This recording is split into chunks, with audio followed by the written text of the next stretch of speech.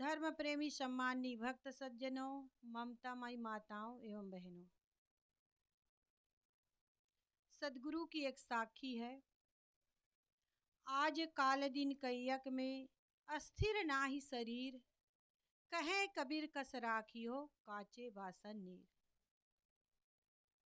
सदगुरु इस साखी के माध्यम से हमें बताते हैं कि आज काल या कुछ दिनों में यह शरीर समाप्त हो जाएगा, क्योंकि यह स्थायी रहने वाला नहीं है। जैसे मिट्टी के कच्चे घट में हम पानी भरकर नहीं रख सकते, वैसे ही शरीर की दशा है। इसमें से जीव कब निकल जाएगा कुछ कहा नहीं जा सकता है। जीव की देह में उपस्थिति ही जीवन और जीव का देह से निकल जाना ही मृत्यु है। साधना की दृष्टि से तो मानव जीवन सर्वोत्तम है, लेकिन भौतिक दृष्टि से देखा जाए तो यह रोग का घर एवं अत्यंत क्षणभंगुर है। हम जन्म की याद करते हैं, लेकिन मृत्यु को भूल जाते हैं। हमें सूर्य का निकलना तो याद रहता है, लेकिन दिन का हम ढलना भूल जाते। इसलिए जीवन में अनेक पाप में वासना में हम उलझ जाते हैं। हमें जन्म की याद होती है, लेकिन हम मृत्यु को भूल जाते हैं। और आजकल जन्म दिवस मनाया जाता है। बच्चों का तो मनाया जाता है, लेकिन बड़े बूढ़े लोगों का भी जन्म दिवस मनाया जाता है। और हम जन्म दिवस कैसे मनाते हैं?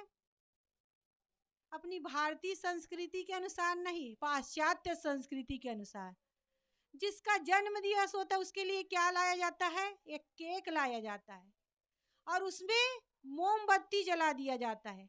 और आजकल तो केक एक नहीं दो लाया जाता है।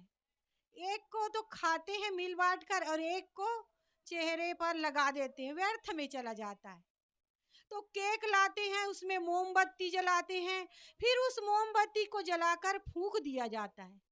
फिर हैप्पी बर्थडे टू यू करके गाना गाते, थोड़ा डांस होता है। और उसी फूके और थूके, जो कि फूकते हैं तो थूक के कण भी उसमें जाते हैं, तो उसी को नाच गाकर हम खाते और कहते हैं कि हम जन्म दिवस मना लिए। ये जन्म दिवस मनाना नहीं है। जन्म दिवस कैसे मनाना चाहिए? देखिए, आप दीप को बुझा देते हैं। अंधकार, हमारी संस्कृति क्या, अंधकार से प्रकाश की ओर जाने की, लेकिन हम दीप जलाकर बुझा देते हैं। हमारी संस्कृति में संत गुरुजनों की आरती उतारी जाती है दीप जलाकर। आप जिस इष्ट को मानते उसकी आरती उतारते हैं दीप जलाकर। दीप बुझाया नहीं जाता है, दीप जलाया जाता है। यद्यपि हमारी भारतीय संस्कृति और भारतीय वर्णमाला और अंग्रेजी वर्णमाला की शुरुआत एक जैसी, दोनों रसना इंद्री की विषय। आ से अनार पढ़ाया जाता है और ए फॉर एप्पल, दोनों की शुरुआत एक जैसी। लेकिन जैसे जैसे भारतीय संस्कृति आगे बढ़ती जाती है, वह परिष्कृत होती जाती है। हिंदी वर्णमाला का अंतिम अक्षर क्या होता है? ज्ञ। भारतीय संस्कृति हमें ज्ञानी बना के छोड़ती है, मतलब ज्ञ यानी ज्ञानी।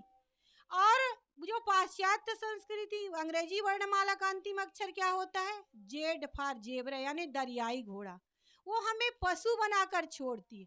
हम देखते हैं कि आजकल खाने पीने, उठने बैठने, पहनने ओढ़ने सबका तरीका बदल गया पाश्चात्य संस्कृति के अनुसार। आप सबको अनुभव होगा, आप लोग जाते शादी ब्याह में, खड़े खड़े खाते हैं और पहनने ओढ़ने का तरीका ही बदल गया। जिससे हमारा अंग ढकना चाहिए, जिस अंग को ढकना चाहिए, हमारी माताएं बहनें ऐसे कपड़े पहनती है कि वो जिस अंग को हमें ढकना चाहिए वही हम प्रदर्शित करते हैं। और जब हमारे साथ कुछ गलत होता है तो हम दूसरों को दोष देते हैं, लेकिन 50% गलती तो हमारी खुद की होती। तो हमें चाहिए कि हम अपने संस्कृति के अनुसार जन्म दिवस मनाएं। जन्म दिवस जरूर मनाएं, लेकिन अपनी संस्कृति के अनुसार। जिस का जन्म दिवस है, क्या करना चाहिए? आप संत गुरुजनों से जुड़े हैं तो किसी संत को बुलाइए, अच्छा शिक्षा उपदेश होगा और लोगों को भी सही रास्ता मिलेगा। आप मंदिर जाते हैं तो उस बच्चे को मंदिर ले जाइए, या इतना भी नहीं कर सकते तो घर में जो माता पिता है, बड़े बुजुर्ग, उनसे आशीर्वाद दिलाइए। जन्म दिन जरूर मनाइए, लेकिन मृत्यु के दिन को भी नहीं भूलिए, क्योंकि आज हमारा जन्म दिवस है तो कल मृत्यु भी होगी। इसलिए जैसे नदी की धारा समुद्र की ओर जा रही है, वैसे हम मृत्यु की ओर जा रहे हैं, फिर भी मरने से डरते हैं। सदगुरु परम पूज्य गुरुदेव जी सदगुरु अभिलाष साहब जी ने कहा है, इस जग तीतल में जो जन्मा, बैठा कौन यहाँ है, 100 के पहले वाला प्रायः कोई नहीं जहाँ है। सब कुछ क्षण क्षण परिवर्तन हो रहा है, ना जाने कौन पंछी कब अपने पिंजड़े को छोड़कर उड़ जाए, कुछ कहा नहीं जा सकता। कहने सुनने में तो ऐसी बातें सामान्य लगती हैं, लेकिन जब कोई स्वस्थ युवक शरीर को छोड़कर चला जाता है, तब हमें लगता है कि हम कितनी भूल में हैं। पानी के बुलबुले इस शरीर की आशा लगाए बैठे हैं और अपने कल्याण के काम को दूर करते जा रहे हैं। लोगों की इसी प्रमाद को देखकर महाभारत में यक्ष ने युधिष्ठिर से प्रश्न किया कि संसार में सबसे बड़ा आश्चर्य क्या है। तब युधिष्ठिर ने उत्तर दिया, अहन्यहनि भूतानि गच्छन्ति अमालयम शेषा स्थावर मिच्छन्ति किम आश्चर्यमतः परम। युधिष्ठिर ने कहा कि एक एक करके प्राणी रोज इस संसार से जा रहे हैं, फिर भी बचे हुए लोग सदैव यही रहना चाहते हैं, इससे बड़ा आश्चर्य और क्या होगा। हम इन बातों पर गहराई से विचार नहीं करते, इसलिए हमारा जीवन अनेक दोषों से भर जाता है। मनुष्य पाप क्यों करता है? ठगी, चोरी, कालाबाजारी, खून खराबे, हत्या, डकैती, बलात्कार क्यों करता है? क्योंकि वह अपनी मौत की याद नहीं करता। वह समझता है कि हमें जो कुछ मिला सब कुछ स्थायी रहने वाला है, लेकिन एक दिन काल का ऐसा थप्पड़ लगता है कि सब कुछ धरा का धरा रह जाता है। इसीलिए किसी शायर ने कितना अच्छा कहा है, जीना ऐसा जीना हो, जीना किसी को तड़फाए तू, और मरना ऐसा मरना हो, मरकर फिर ना आए तू। जिंदगी ऐसी बना, जिंदा रहे दिल साध तू, और तू ना हो दुनिया में तो दुनिया को आए याद तू। हमारा मरना और जीना सार्थक कब होगा? जब हमारे मन, वाणी और कर्म से किसी को दुख ना हो, पीड़ा ना हो, कष्ट ना हो, अपितु हमारे मन, वाणी और कर्म से सबको सुख मिले, शांति मिले, आदर्श मिले, तब हमारा यह जीना और मरना सार्थक होगा। सदगुरु कबीर साहब जी ने भी कहा है, कबीर जब हम पैदा हुए जग हंसे हम रोए, ऐसी करनी कर चलो हम हंसे जग रोए। संत जन कहते हैं कि दिन भर ऐसा काम करो कि शाम को जब बिस्तर पर जाओ तो सुख की नींद सो। सुख की नींद कब सोएंगे? जब दिन भर हम मन, वाणी और कर्म से कुछ गलत नहीं करेंगे।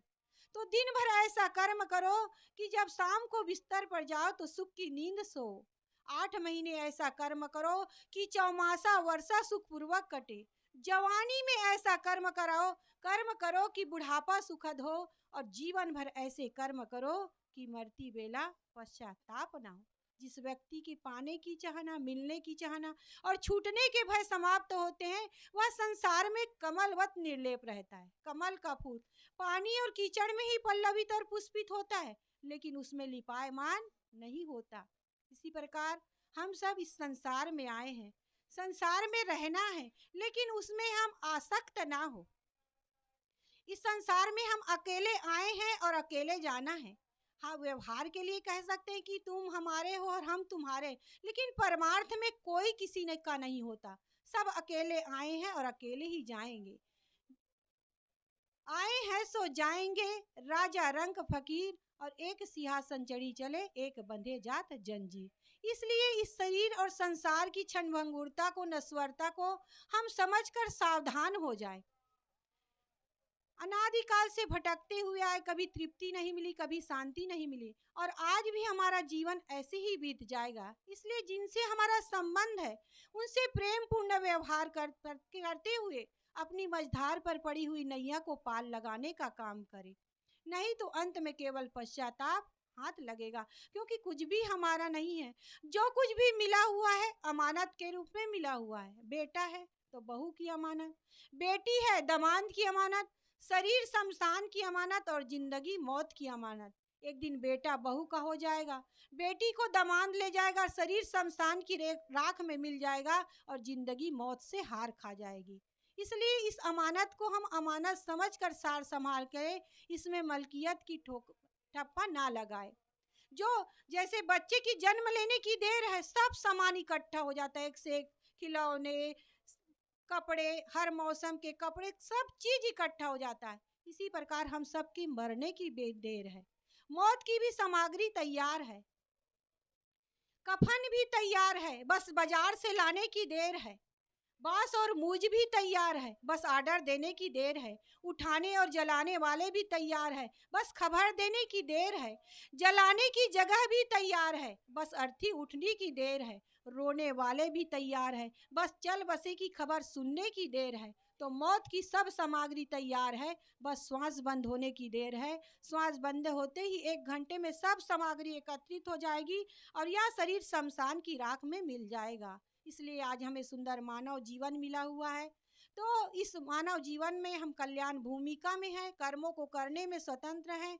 इसलिए धर्म का काम, परोपकार का काम करें, दीन दुखियों की सहायता करें और इस संसार और इस शरीर की क्षणभंगुरता को, नश्वरता को, परिवर्तनशीलता को समझकर सावधान हो जाएं और अपना जीवन कल्याण की ओर आगे बढ़ाएं, तभी यह मानव जीवन सार्थक होगा। बस इन्हीं शब्दों के साथ मैं अपनी वाणी